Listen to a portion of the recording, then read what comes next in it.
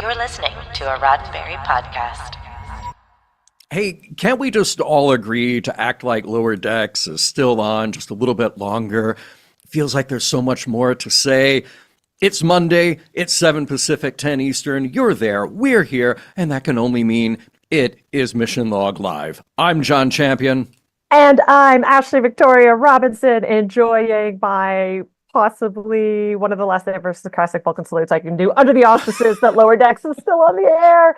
But tonight, it's okay. We're all going to share the same delusion. We're going to look back at all 5 seasons of Star Trek Lower Decks. And you are the special guest. I mean, you're the special guest all the time, but now you're officially a special guest. Welcome to it. We want to hear your thoughts about the highs, the lows of this series, everything in between, as we say a very sad and solemn goodbye to Star Trek Lower Decks. So you know the drill. Click on that Zoom link. Give us a call at 669-900-6833.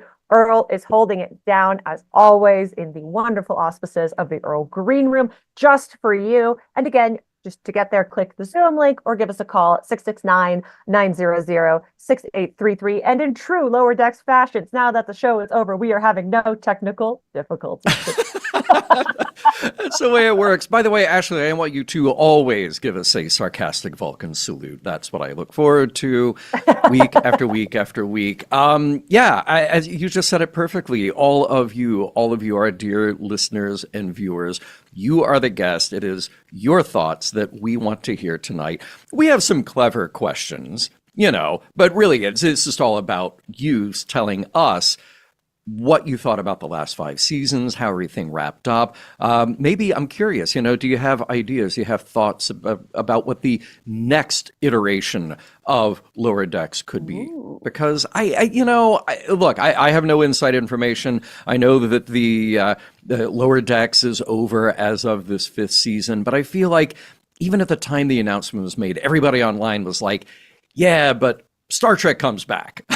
so what? There's got to be something else here. I like to think there is. Well, while you are waiting to get into the Earl Green Room, let's say hi to everybody who has joined us in the chat over at YouTube. There's Jim, there's Paul, there's Miles. Let's see, do I have another Paul in there? I'm hoping that I do. I'm hoping there's at least 2 Pauls, maybe a Paul Fecta. There's Carlos, there's David. Ooh, that's a new David. So maybe we've got another. Yep. Yeah, we got 2 Davids as well. We'll let you and the Pauls fight it out.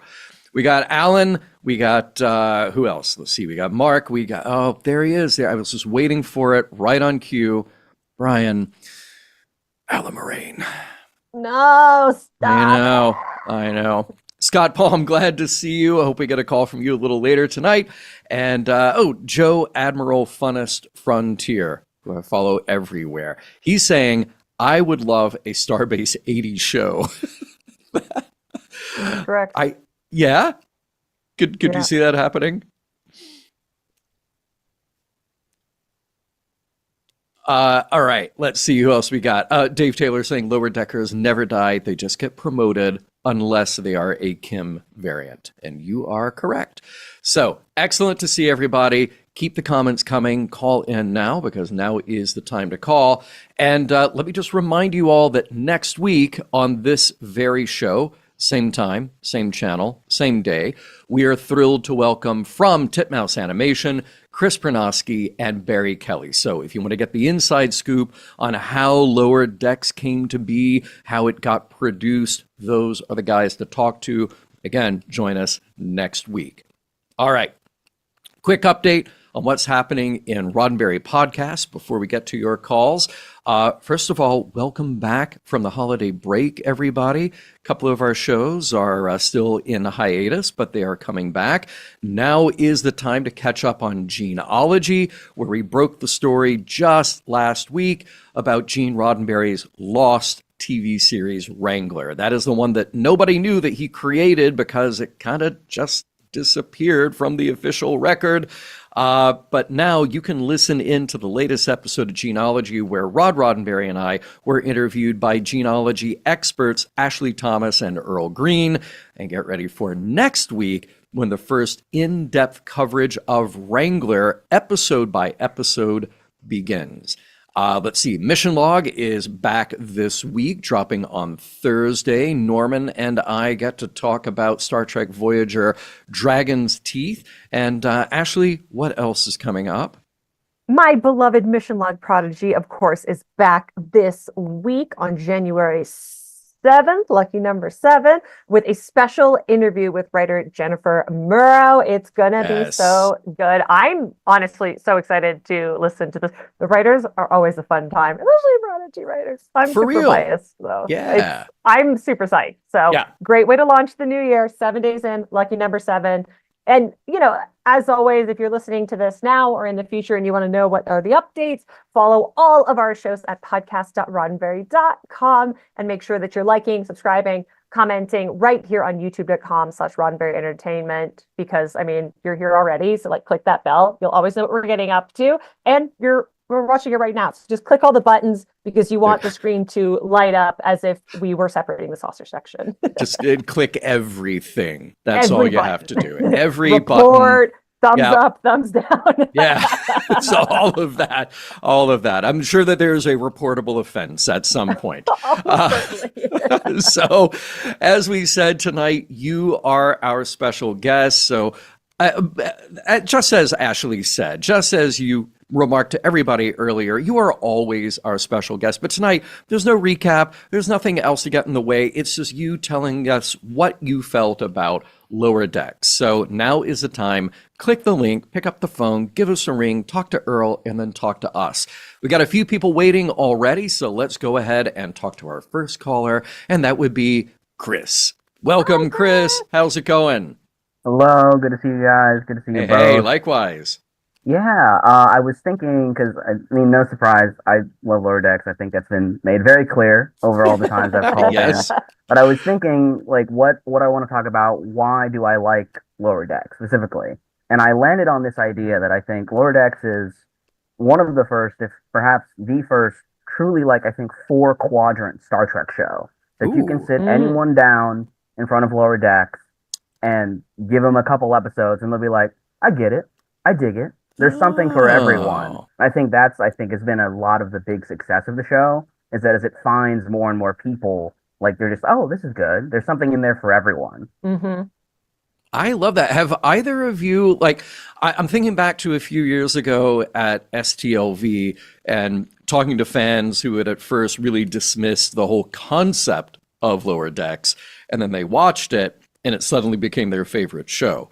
John, I don't know who you could possibly be talking about. Who in the world would that possibly be? But I'm trying to think of anybody who I may have talked to that possibly had not really followed much of Star Trek, or maybe it's a show that I watched in the 80s with my dad and just kind of didn't really follow it, didn't follow the fandom at all. But then did they catch on to Lower Decks? Have either of you talked to people who maybe this was their re-entry point into Trek?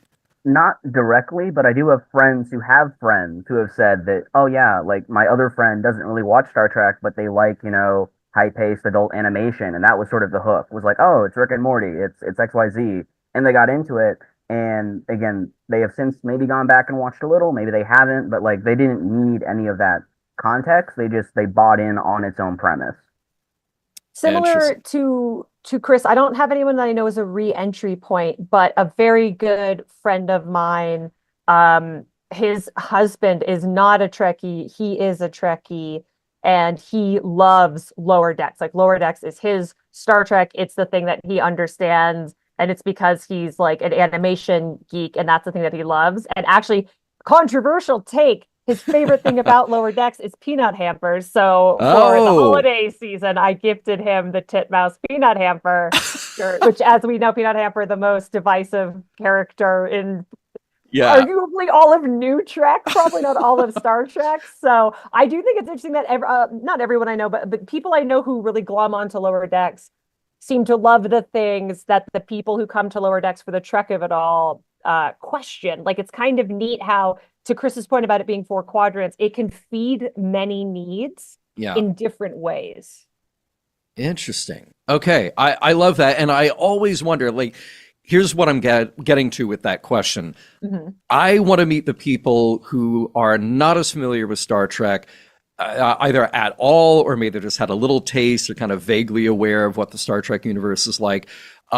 Did the humor always work for them? If they didn't get the references, does the show still work for them? Like, I'm trying to gauge, is it just for the geeks like us who already get the references, or do people just dig it because they dig the pace, they dig the actors, they dig the stories being told? Well, we're going to need someone to go out and do an away mission and report Yes. back to us. Right, you get all the data. Like, to me, theoretically, like, it's hard because we come in and we know all the we know all the references. But to me, a lot of it works without that. I'm trying to like take a step back and be like, I think especially as you get into the later seasons, a lot of it is more, and I think I mentioned this on one of the other lives, that it's more becomes internal, right? It's a joke about who these characters are and not a callback. So I think it could work. Like, in my mind, I think it is definitely possible for that to work. I've not yet encountered someone who has been sort of devoid of Trek and found Lower Decks and like made it their thing. But I do think it is possible. Yeah.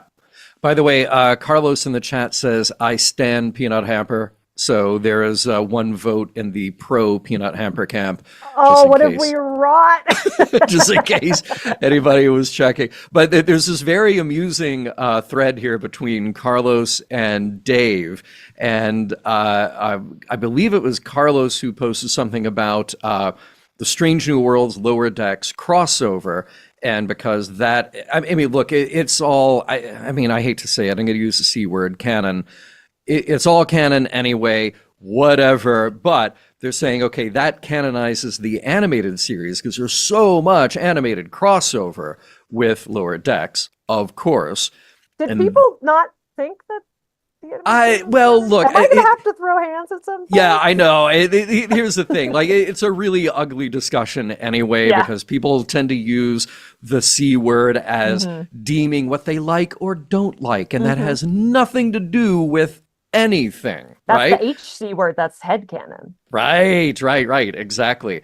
What I love, though, is it looks like there is a typo in one of these. and I think it was Dave who said, does that make SNL canon or something about the SNL? And I thought, excellent. Now we have the Star Trek even further extended universe.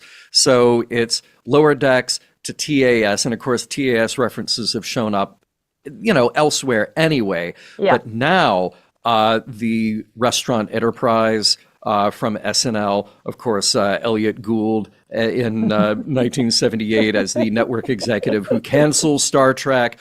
All of that gets canonized under this this new law here. And Earl totally agrees. He says applause to that. So you heard it here first. We are canonizing SNL. Chris, any other thoughts? I will just say, because I know we have a lot of people in the green room, I want to thank both of you for doing this. I think definitely for me, and I think for a lot of people as well, Monday nights has been just as important to the Lower Decks experience as Thursday nights has been, to watch the episode and then to hop on and debrief with you guys. It's been really fun. It's been a really important part of sort of my fandom, and I think this really shows kind of what we've been building at Mission Log and like what the best of fandom could be, what Star Trek can be. So this has been really sweet. I've loved spending time with you guys over these past few years, and yeah, I'll just leave it at that. Chris, you got the gold star. Thank you.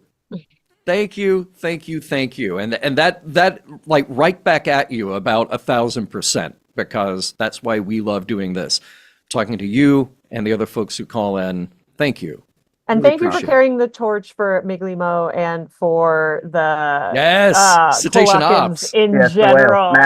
Yeah, like you've been a huge part of our specific fan canon, so don't not pat yourself on the back at the same time. Thank you guys. That's really kind of you. Cheers, man, and more to come. So we will see you around in the various permutations of Mission Log Live. Cheers to you, friend. All right, see you guys. All right, see ya.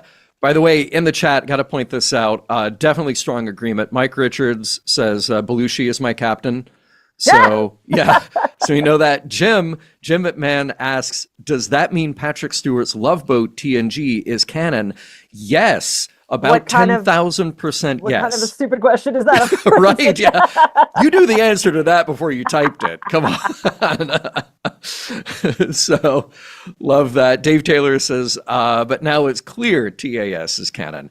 Yeah, I mean, I think the TAS thing is very interesting just because from a production point of view, they said, look, it's Gene, it's Dorothy Fontana, we're making Star Trek. There's no distinction.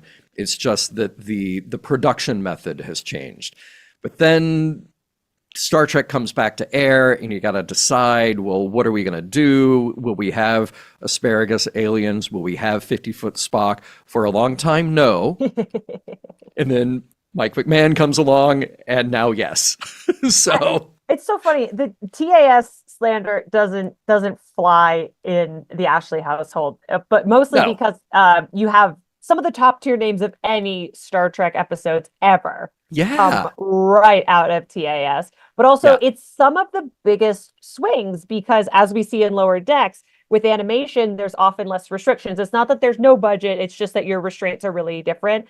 And there's a direct line between what TAS did effectively and ineffectively and what Lower Decks is doing now. So I think particularly as a Lower Decks fan, you've really got to give it up to TAS. And if you haven't taken the time to revisit it, it's like reading a classic. Like you have to sort of get your brain into the mode of what they're doing. But it's so worth it if you've never watched TAS. Like now is the time. It's just good. It really is. And like not every episode is perfect, but it's just so good. And I have to tell you, back on Mission Log, TOS era Mission Log, when we got around to the animated series, and those only run 22 minutes long, we made the decision at the time, like, you know what, we can breeze through this. We'll do 2 episodes per podcast and just kind of knock through it. Huge mistake. Huge, massive mistake because there is so much to be mined out of those episodes. So I don't know. Maybe we'll just, whip Mission Log Live back around and we'll just do TAS. I volunteer All right. tribute, John. I volunteer. I love that idea. Okay. Excellent. Oh, and interesting. Mark here, actually, who will be joining us in just a second, in the chat says, I just finished listening to the TAS Mission Log yesterday. What a perfect transition moment to have you come in, Mark. How's it going tonight? Mark, of the coolest outfit so far this episode. Yeah. Oh, welcome. thank you. Just you get the prize. Hold on. Sorry, there's a YouTube. Sorry, there we go. Okay. Nice. Got it with my Nerf phaser rifle. I love that thing. That's so so cool. Yeah. What's on your mind tonight? But well, first of all, your impressions of TAS. Was that your first time watching and then going through with Mission Log, or had you watched it before? Oh no, I watched it in the past. So I'm actually doing my second or third rewatch of the Ken era of Mission Log, back before I rejoined and started listening and being full time like this. But no, TAS I think is a really fun example of taking the core values of Star Trek and putting it into a kids cartoon and it working. Because almost all the episodes had those core values, those core beliefs that made Star Trek what it is, what it is from the original series, and it worked. Though some of them may not always have been the best with the pink or purple Klingon ships, for example. Like, I have one of the model kits of the small Klingon ship, and I painted it the purple from the TAS. Nice. They have a strong bisexual color palette back in those days. Yes. Well, and what's Beautiful. interesting is it actually fits well into what I wanted to talk about, because colorblindness is actually part of the neuro-spicy, neurodiverse universe. And you brought it up in the TAS that the main guy was colorblind, and so that actually talking about TAS actually transitions into what I wanted to come on and talk about, was how I had this moment the other day where I can only speak for the first 3 seasons of Lower Decks and the first episode of season 4, because that's all I've watched. But I wanted to talk about how there's some big aspects of the neurodiversity, at least how I see it in the casting of the people. So when you first see our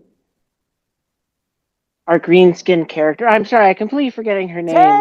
Tendi. Yeah. Tendi, Yeah. which is in Paul's background that we'll be seeing when he's on next, and is in the and of which I'm in the science uniform of her as well, since that's where my degrees fall in Star Trek. She very much in the first episode, not only is she the naive newcomer, but she also has the autism aspect of being incredibly positive, uh, being incredibly positive to the point of where you try and brush away everything, and then also thinking everything's cool because her first day she gets literally hold a pumping heart, and then it goes on from there. Beckett Mariner, she has the aspects of ADHD, of where when she's incredibly focused, she can do amazing things, but when she doesn't have that focus, much happens with that, she can fail. But when she's on board things, she does amazing things.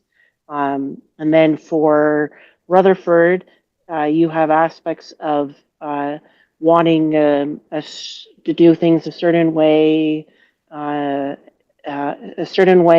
that also ties into his memory loss, also ties into brain issues. The issues of in one of the seasons where he was dealing with his suppressed memories that he did when he had the reboot of his iDevice. Well, memory loss ties into some aspects as well. Memory damage can tie into you developing certain aspects of neurodiversity as well for certain things.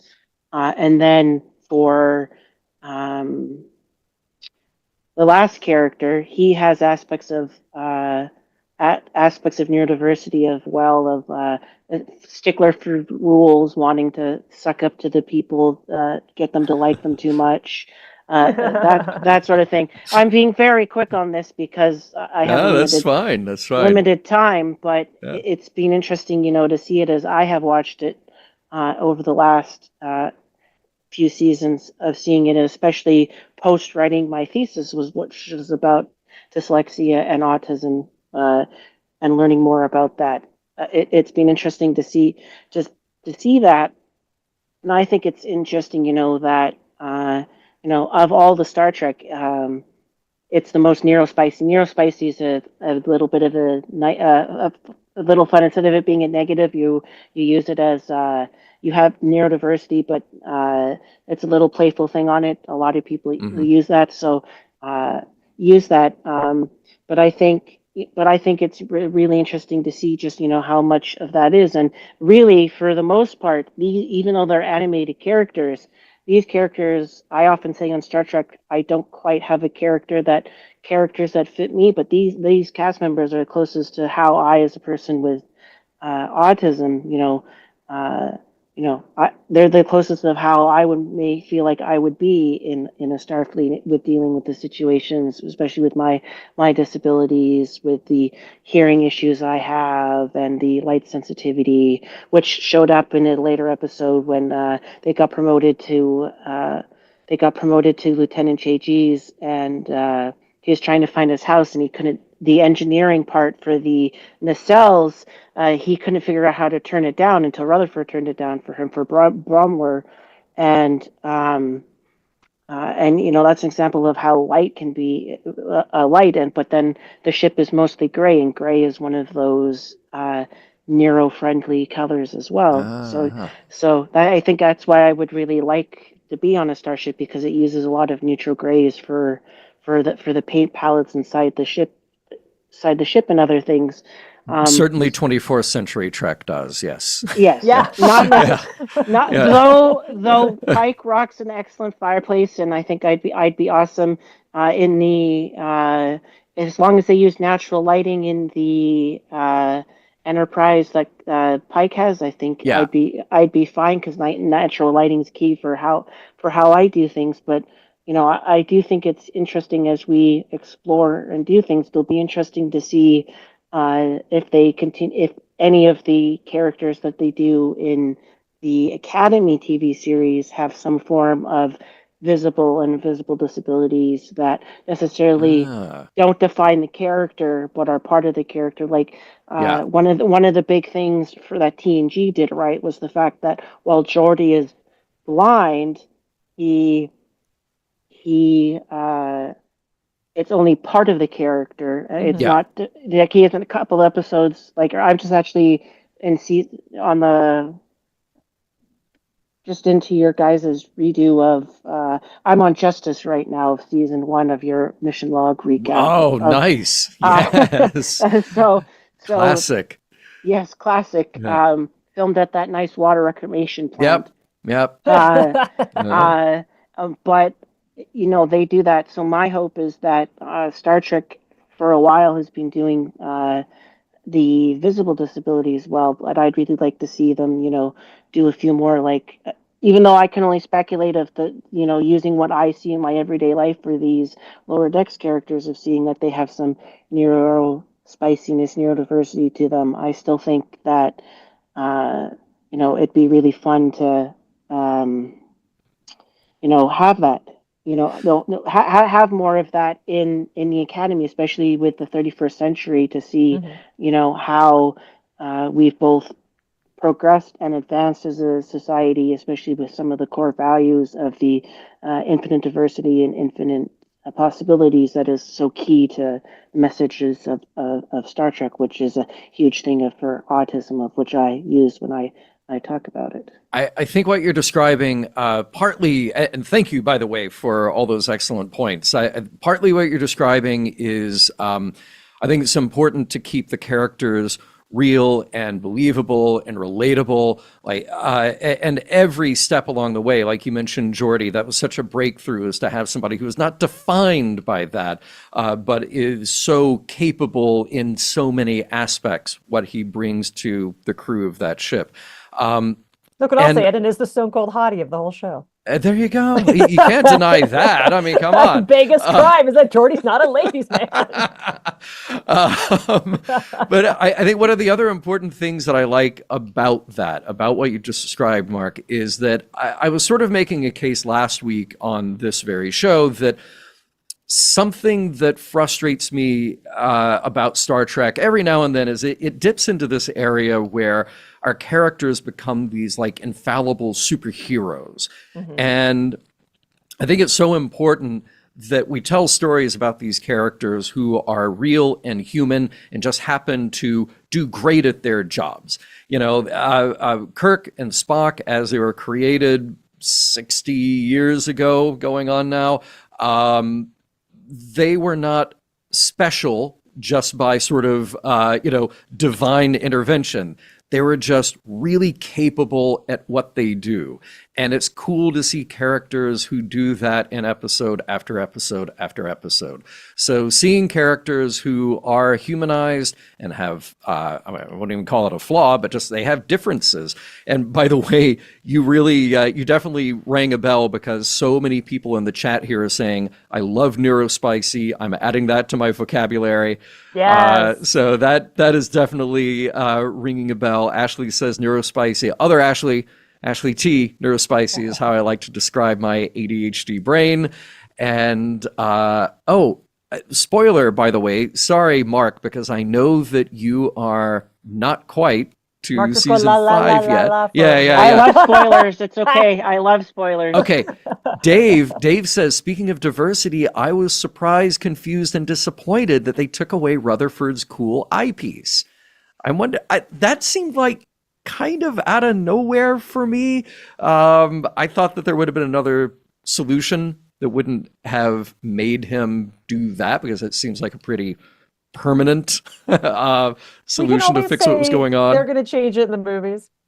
Okay, there we go. Visor away from us too, but there we go. Well, what about how in First Contact, because of what happened in Generations with Sauron using his visor to get the shield modulation frequency, he switched to the eyes that were the blue cyborg type eyes that Geordi had. So, there's a way around of where they could explain that they did some kind of thing that let him have an advanced eye, because Geordi's eyes and that were super advanced. They could see on spectrum and heat vision, because he was able to track in First Contact that Saffron Cochran is taking a leak. So it also might only be on the exterior. He might still have a lot of that inside. Like there's the circuitry might still be in there, and maybe it's just a different aesthetic, like a hair dye. Like we're just trying out a new look from the outside. Mark, I also know that you said that you already wrote a thesis, but like I need you to like write a book or a Substack or do a whole video on this in depth when you finish the series, because just listening to you talk about all of the characters through this lens has been like super, super fascinating. I keep telling John I need to come on as a special guest to talk disability in Star Trek as our consultant. I love it. As a consultant, since that's what I do as a planning consultant of designing spaces for people with neurodiversity, is what I do in my job when I get work, is to design our urban spaces for the buildings and the spaces between the places, so that people with neurodiversity can better use the spaces. So Star Trek is a really great example of using those tools to see what the future can look like and make it where people with these issues can have them fixed and do their best without sound or other things bothering them at certain times. Ashley, if I take away anything from tonight's episode, it's you really reinforcing to me and to the audience that it's the circuitry on the inside that counts. So yeah, you're welcome for that. Carlos confirms that Arium was neurospicy, and you will appreciate this one.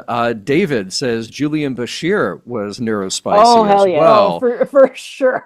Yeah. So definitely. And then Dave says Geordi can't get a lady like Kim can't get promoted. Give him to me. Give him to Ashley.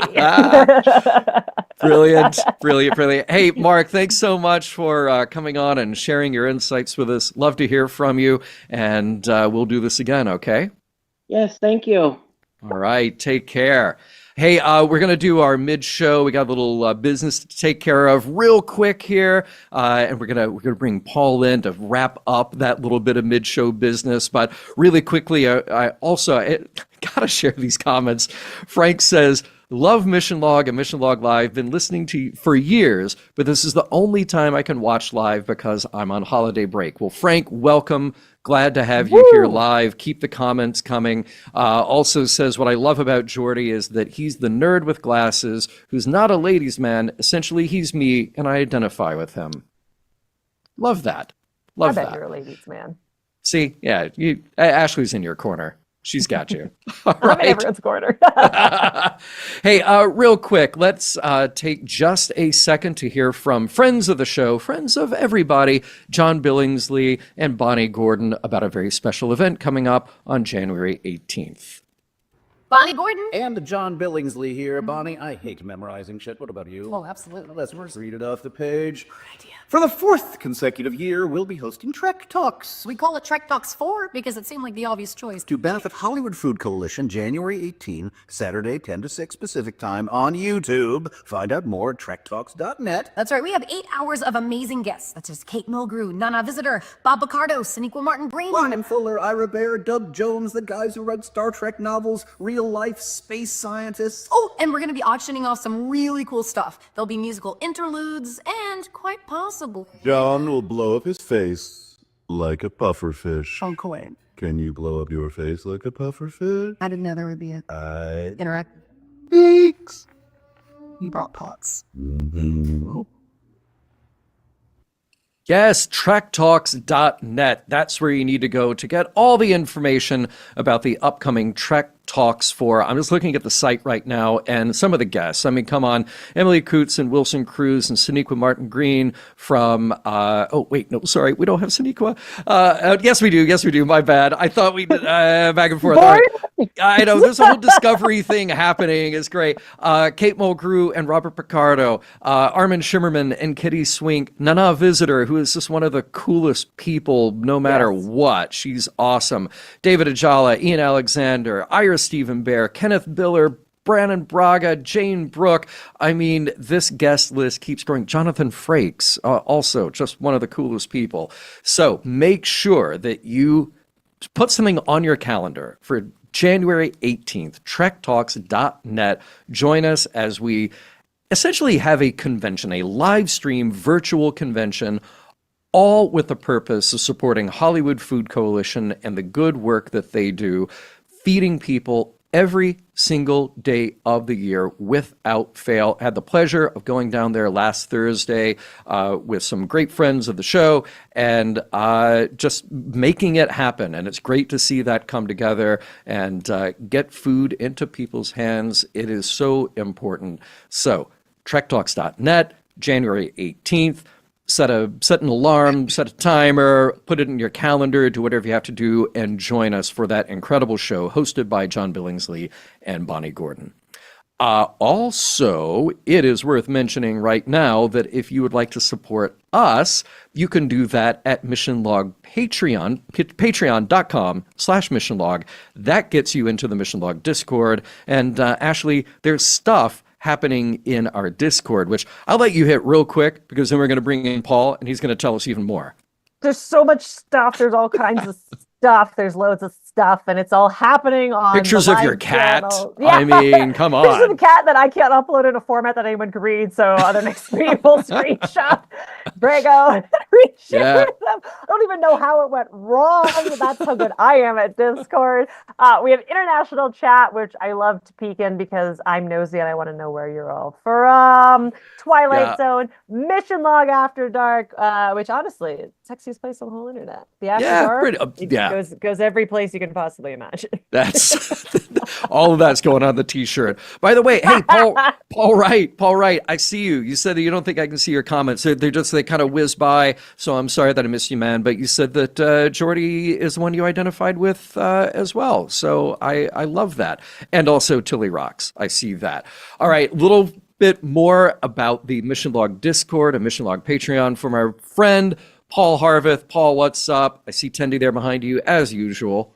$1 a month. How can you go wrong, John? $1 a month, and look at all the fun you get. The price of a cup of coffee. It's just not even a cup. You have to go to the grocery store and buy a Keurig to get $1 cup of coffee. I mean, it's like, you can.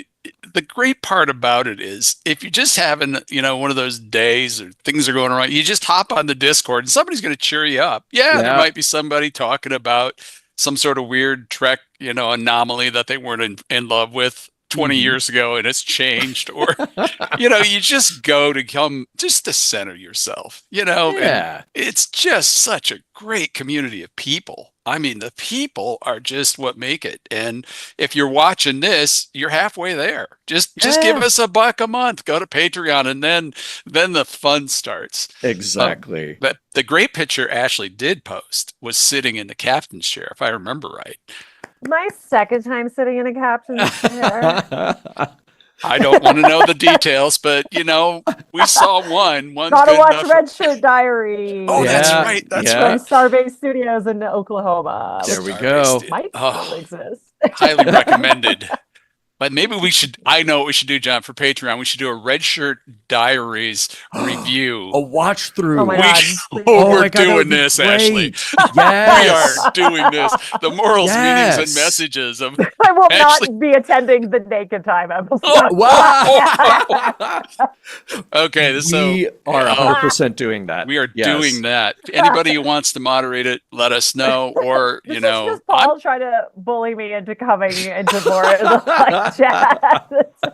oh my, I wouldn't Worth do that. it. You'd have to do it voluntarily just to see what everybody says, They'd be glowing reviews. Oh, my word. Exactly. John, did you know who else is in the room with us? I do. I see him right there. Scott Palm, friend of the show. How's it going, Scott? Hit the button, Scott. He's going to unmute. And then? He's also got the right t-shirt on.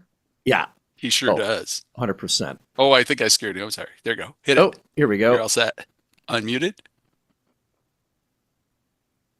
Hello. I just wanted to warp in and say that last 5 years went by too fast. You're not wrong there. I completely agree. And not only do they go by too fast, what is it? 10 episodes a season, 22 minutes. I feel like I feel like I want so much more. And I will pose that to everybody here. That was kind of my burning question. Like, what would you see as the next iteration of a Lower Deck style story? I also think Scott really nailed it with like it kind of went by so fast because it came into. I'm going to try not to dwell on this or make it too sad. It came into our lives when we all really needed something and time wasn't passing in a traditional way. Right. Right. So I think it came into the zeitgeist at a time where when I think back to, like for me, that was like an apartment ago, that was a job ago when I was starting to come here and talk to people. It was like a lifetime ago, but it's also like a blink. And I can't believe it's already been 5 years. So I just think he really nailed it with that comment. Go ahead, Paul. As Scott usually does with us on Wednesday nights, he's always so funny, so to the point, so poignant. And it's just, it's just such a joy to have these friends you meet, much like who the next person coming up, Jim. We have a gathering there in the Discord. So come join us. Give us your $1. I'm becoming Billingsley. That's what's happening. Yeah, but at least you have pants on. Yeah, so, well, you don't know that, but hey, well, prove it. there's a knee. By the way, in the chat here, Dave Taylor says, Ashley, you just mentioned your Red Shirt Diaries. I rewatched them, and they are great, very Lower Decks feel. The original so Lower much. Decker. Please keep telling me how great I am. Please know that we shot all of those in my living room. Carlos says Lower Decks the motion picture. That's what he wants. And Frank says, I would love to see a few one-offs where the crew is on 1, 5, and 10 years. So you kind of project out a little bit where they are. That is a cool idea. I like that. I have an even cooler idea, and I want to see Ashley's face. So say something, Ashley. When I say the word, go ahead, say something so your face comes up. My face is coming up. Talindi. Oh yes. I definitely want that. and with that, I will pass the buck back over to Scott if he's got anything left to say. And thank you for everything. Okay.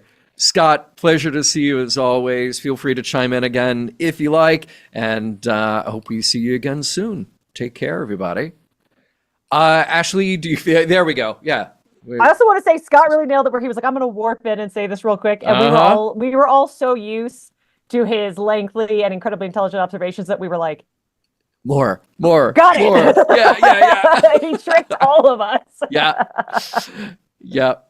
Carlos says Star Trek Mariner. I think that's what he's waiting for. Ashley, do you feel now with a week between, do you feel cheated at all that you didn't get the Rutherford Tendy moment that you wanted? That I didn't get them ripping each other's clothes off and throwing them out the airlock in a fit of passion. Which you could do on Lower Decks. You could definitely do that on Lower Decks. Yeah. Definitely. A little bit. I would have liked for their pheromones to have gotten a little bit closer to each other's face. But one of the notes that I made for this episode was that even though I have been annoyingly beating the drum of several different ships throughout this series, I really do appreciate the focus on non-romantic platonic friendships. And I think that that's the reason why, even though we got just the inkling of what I was hoping for, it was very, very satisfying as a capper to their whole relationship. And it ultimately opens the door to step into something new. And I think that the best endings like wrap up the story, but also leave the opportunity, not just for, we all want spin-offs, we all want the movie, we all want more seasons, we all want like animated Starbase 80 and maybe they all show up again. So I'm satisfied while still remaining devastated deeply. Yeah. All right. Well, I liked our that's so well said. Satisfied but devastated. Yeah. I liked the conversation that we had last week about the different types of relationships happening on the show. And I think one of the other strengths here with Lower Decks is just the ability, I'd say maybe best typified elsewhere by DS9, is really growing that second string list of players, because people would show up in Lower Decks, you'd see them once, you just get like a little bit of a taste, and whenever they came back, it always felt earned, it always felt like there was something more for them to do, and they were just truly part of the fabric of the show. There are other Star Treks, we don't need to name names, but we can, where, I feel like a secondary character will show up and then they just get forgotten. And there's a missed opportunity because, okay, we could be telling other stories with other people, but we're just choosing not to. Or some who just show up from time to time and you get used to their face, but they're never developed. They don't serve a purpose other than just like, oh yeah, I recognize them walking down the hall. So DS9, Lower Decks, I think they really kind of rise to the top in the ability to make all of those characters count. Even if you just get a little bit and then they come back a season later, just a little bit, it's like, oh yeah, glad to see them. And there's a reason for them to be here.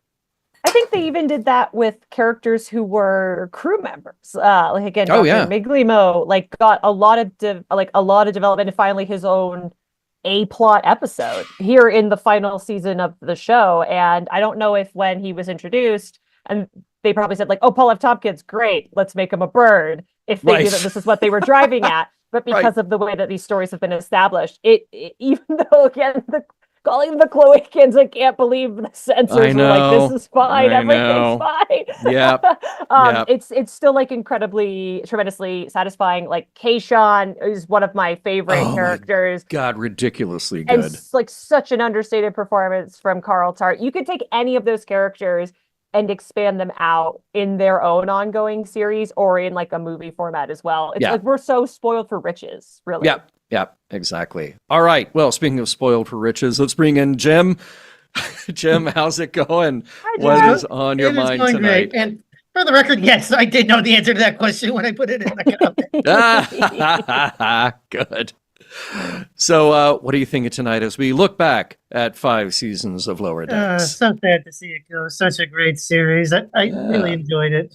Like, I thought this show did something most of the other shows didn't. Like, it was heavily leaned more towards the comedy, which I think we all might remember we were kind of leery about when it first started. Yeah. I don't know who you could possibly be talking about. It just definitely wasn't me. I mean, that's still a tricky one because just today, Norman and I were recording something where, and I don't want to spoil that. You'll all get it later in January when we make an announcement about that. But we were talking about a particular Star Trek where there are jokes, but I feel like the humor often doesn't really land. And I think that was my worry about Lower Decks at the start, which is, you can do Star Trek and you do action adventure and you can tell provocative, interesting philosophical stories. But if the humor just comes from joke after joke after joke, which Lower Decks does sometimes, okay, I get it, not always my favorite, but 90% of the time, the humor is earned because it's so true to the characters and it's so true to the situation. Which is why humor has always worked in this in this franchise, because it's always been situational, with the very rare exceptions being like the Tribble episode from TOS or something like that, which was predominantly comedy. But right. It's always been drama first, comedy second, if it works. Yeah. And it doesn't always work. And I guess that, what we were faced with here was this question. Well, if you start with the premise that you're doing comedy, if you start with the idea that you're going to be dropping jokes in every few seconds, can Star Trek be done that way? Because it hadn't been done before. And well, guess what? You just have to have a really great producer, writer like Mike McMahon pulling together a great staff. Boy, did they pull it off brilliantly. Yeah. This show could do this show did the comedy very well. It's kind of the exact opposite of what we've been talking about. Heavily comedy, but boy, when they could deliver the drama, they could deliver the drama. Yeah. And the feels. Like sometimes you were like, am I gonna cry at a Lower Decks episode? Right. Maybe. Right. And then there might be like a fart joke to top it all. Well, Jim, let me ask you this. There's been talk about Tawny Newsome now developing some other kind of like a live action comedy in Star Trek. Do you think now, because of the success of Lower Decks, you'd be on board for that as well? If you'd asked me this 5 years ago when the show started, I would have been no. But right now I'm at least going to give it a chance. I'll at least watch. I'll at least watch it for a while. But Well said. Yeah, indeed. Any other thoughts about wrapping up the series? no, I got nothing. And All right. Well, a pleasure to hear from you, and we will say goodbye now. I will pass it off to the next one. Okay, and we will say hello to Alan. All right. Take care, Jim. Be good. Bye. All right. Mark saying, to quote Ken, the bar fight from The Trouble with Tribbles is still going on. Yeah. Yes. And Ashley T backing you up, Ashley VR, because Ashley T says, I have cried in so many Lower Decks episodes. So, yeah. Look, the Ashleys know what's up. We live in our Ashleys know. place. Ashley, that's why we have to have two Ashleys for That's right. Mission Log, because Emotional support Ashleys. yeah, exactly. That's exactly what you both are. Frank says I'm on board with anything that Tawny does, so that's good to hear as well. Yeah, very much looking forward to what comes of that. I guess they made the announcement was it back during Comic-Con? Sure. Yeah, something to look forward to, so we'll see. Brandon By the way, says Alan's been just staring at the screen, waiting politely to be brought in, and then with Comic-Con gave us like the thumbs up. That was the only reaction he's given. No, he's here to back us up to say that's what it was. One more comment I'm going to get to. There, John. I was there. Hold that thought, because Brandon has this great comment here. He says, the show absolutely made me cry several times. Sulu's monologue about death hit my wife and I right where we lived, having lost someone special suddenly ourselves. See, and that's magic. That's the magic of great storytelling and a great show. So with that rather poignant moment, now let's go back to Alan to do something silly. Alan, welcome back. How's it going, man? Yes. Well, Ferengi, Romulans, undiscovered countrymen, lend me your ears. I come not to bury Lower Decks, but to praise it. Yes. There we go. Yep. Nicely said. Bury it in croutons. Exactly, yes. The Caesar salad joke for all the olds out there. Mm-hmm. I like that. The joke Very is really good. funny when you have to explain it. You know? Yes, all jokes are. Yeah. Love that anchovy. Really. So, Alan, as you look back, not just on 5 seasons of Lower Decks, but 5 seasons of calling in to us to talk about Lower Decks. Hell yeah. What comes to mind? Oh my gosh. Just what I did a quick look through the episode descriptions. Sadly, I did not have time to do any kind of rewatch or any kind of retrospective look back at episodes. Alan. I know. Slipping. Work. I am employed, and that is a problem sometimes. Can't relate. but just looking at, I just was like writing down bullet points of things that sort of like stuck out about every episode, and it's like, oh, that's when we met. That's right. We met Agamus in the same episode that we found out about Billups's medieval family. Yep. Right. Yeah. We got T'Lyn and Ma'a in Wej Douge. Yeah. Wej Douge had turned out to be like such an iconic and important episode in a way that we had no idea at the time. Yeah. Just no Who'd idea. have thought? Yeah. The space koala in the same episode where they made the joke about cleaning out the holodeck filters. Yep. So I mean, and what I love about the show, John, you talked a little bit about the bench that this show has with characters like Ma'a and T'Lyn, who has any other character, at least in recent memory, been dropped into a show like that and been so successful. It's hard to think of another example. That's a good point. And by the way, headcanon can still have T'Lyn as alternate universe T'Lyn. Well, yeah, So, yeah. yeah. To see in live action. Yeah. Follow. That's what I want. Follow your bliss. Yeah. if that is what makes you happy, then by all means. Yes. But yeah, I mean, That was such a funny, like, bless your heart. go for it. I grant you this. but yeah, just the expanding of the cast, the expanding of the universe of the show to include stuff like Starbase 80, the and just the fact that the stories of our characters evolved as well.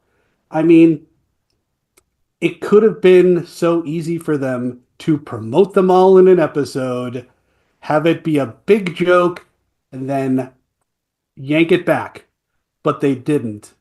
They made that choice to promote them, and they stuck with it, and they let that help the show grow. And that's just that's writing. Yeah. That's writing, that's allowing the story of a show go where it needs to go. And that's kind of what I was, thinking back on. And another thing too is that we talked, I think you guys were talking a little bit earlier about the humor and whether it's sort of like reference or whatever. And looking back at the episodes the way that I just did this afternoon, it reminded me of this one moment that sort of crystallized sort of like where the show and its humor sort of really sort of came into focus for me.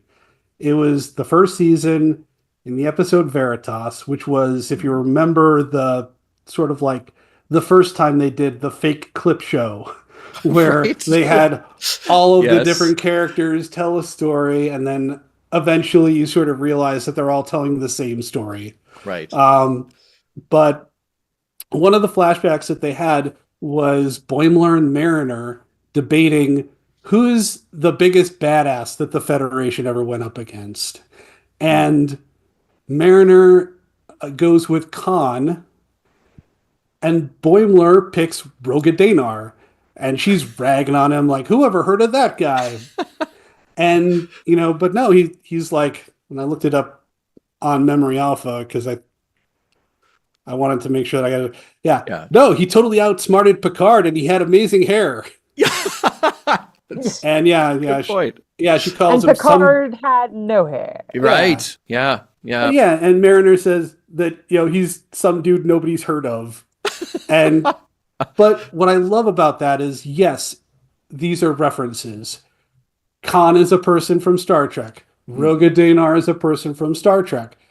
But what the decision, the thought process of why those characters picked those references is what the joke is, and and the fact that it says something about them. Of course, Boimler is going to pick the most obscure character he can think of, who is legitimately a badass. I'm not going to argue with him on that. Sure. And of course, Mariner is going to go with the big, over the top, most famous series-defining villain of all of Star Trek. Yeah, because that's what her character is all about. She cast herself as a villain in her own holodeck story. So yeah, that's what she would do. So I mean, these are the kind of, this is the way that reference humor is I think used in this show to be an actual benefit, and not just, oh hey, look, here's this thing from Star Trek. Yeah. Well, all of that speaks to what I love is that you have this 22 minutes to fill, and there's no room for padding. No. We can take our time to do a joke every now and then, but there's no room to just feel like the story is ever bloated. it's got to move. It's got to tell the story they're going to tell. Yeah. So there's so much that gets packed into that 22 minutes. Sometimes pays off, an episode or 2 or 3 later. But you mentioning things like the space koala or the Renaissance family or whatever. Like these are all little things that isolated the first time we were presented with them. We go, hey, that's just a weird, quirky thing. Oh, but no. We're going to keep coming back to that. Yeah. Like there will be things that develop from this. So kudos to them for actually thinking it through. Sure. And I don't want to take up too much time because I know we've got one more Cherie caller coming up. Yeah, and I just want to say that you guys have been talking about what's next. And yes, Starbase 80 show, I'll take that. Yes, Lower Decks movie, I'll take that. Lower Decks reunion specials, I'm all good for that.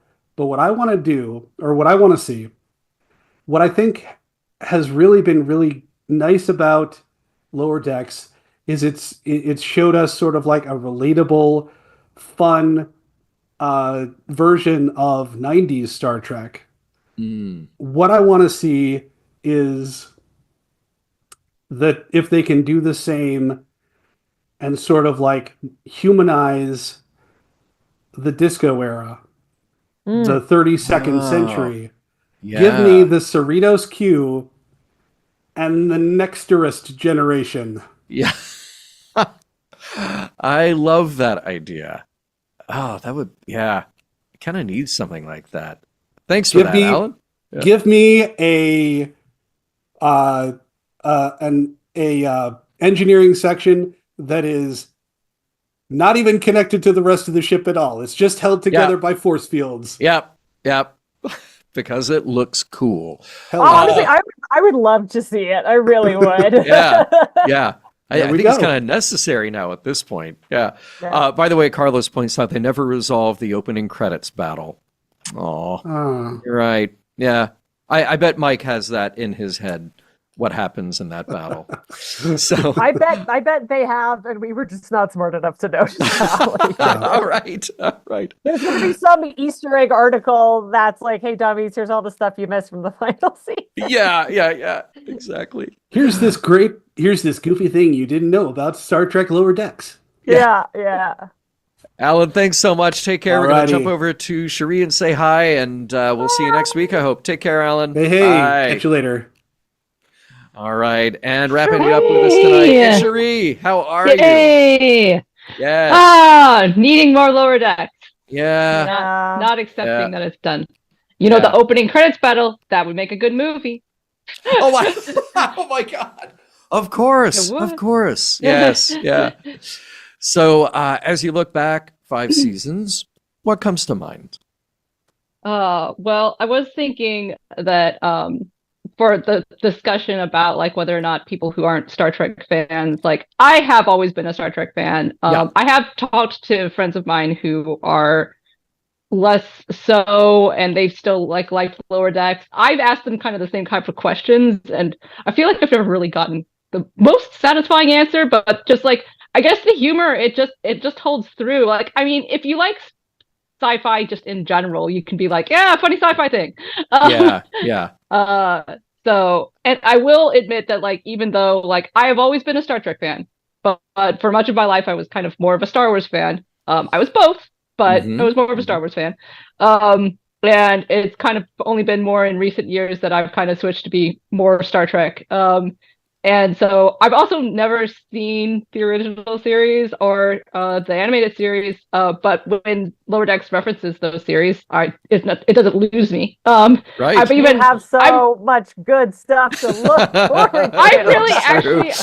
I'm really considering watching the animated series for sure. I feel like that would be kind of something that I would watch probably before the original series. The original series is actually one of the reasons that I started listening to Mission Log in the first place, because I don't want to watch it, but I was like, but I want to know what happens. Oh, okay. That's why I started listening to Mission Log. All right. Well, thank you. Very cool. Yeah, I definitely watch the animated series because I think you are primed for that now. And now you'll get to see the references that they so beautifully unfolded in Lower Decks. Yeah. Yeah. I was also wanted to say that I wanted to change the order of a few of my cameo listings from last time. Oh, okay. Because so the starting from Nick Locarno, who is still in the same area, but I just kind of wanted to start from that part of my list that hasn't changed. Okay. But instead of putting I kind of feel like that I had to put Tom Paris and Nick Locarno together, but I don't have to do that. They're two different people. Bingo. Thank you. Thank you. So yes. Nick Locarno and then Kira, and then Incencito, and then Tom Paris. Yes. And then Q and young Wesley Crusher. And it's not, once again, based on how much I like the characters, but more of what they got to do with their role. Yeah. Like, did they get something to do? And also just another, just loving on George Takei's cameo is that I feel like when it was mentioned earlier about how, Lower Decks can make you cry, but also laugh. It's so good at hitting that balance of just how he says gives the most profound speech, and then he's like, the horsey will bite you now. Right after. Yes. And it's that's just quintessential Lower Decks. That's just perfect. They managed to ride that, because I'm very picky about my humor. I don't like just farce. If I don't care about the characters, if it doesn't mean anything to me, I don't really find it funny, because I don't care. Yeah. But Lower Decks does that so well, because you care about the characters, but they're still out there doing crazy hijinks. Nice. Nicely said. I think that about wraps it up. We're a little bit over. Final thought, Cherie? So many things, but just more Lower Decks. I wanna meditate like Shax. I wanna punch people. I wanna meet all the different alternate universe versions of people. I just want a gif of you saying, I want to punch people. That's the cutest thing I've ever seen. That's how I meditate. That's how I want to meditate. That looks very therapeutic to me. Meditate with Shaq. Punch people. That's how you get your feelings out. Yeah, that seems therapeutic. I like it. Awesome. Well, we're learning a lot about each other tonight, so thanks for that, Cherie. Take care, and I hope we see you again next week. Bye, all right? Cheers. Absolutely. Bye. All right, Ashley, we did it. Any final thoughts from you that we didn't get to? The character development was way better than we realized as it was happening. Kayshawn is an absolute blessing. I wish there was more kissing.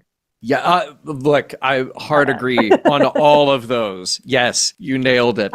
Thank you again. And with that, Mission Log Live is produced by Roddenberry Entertainment.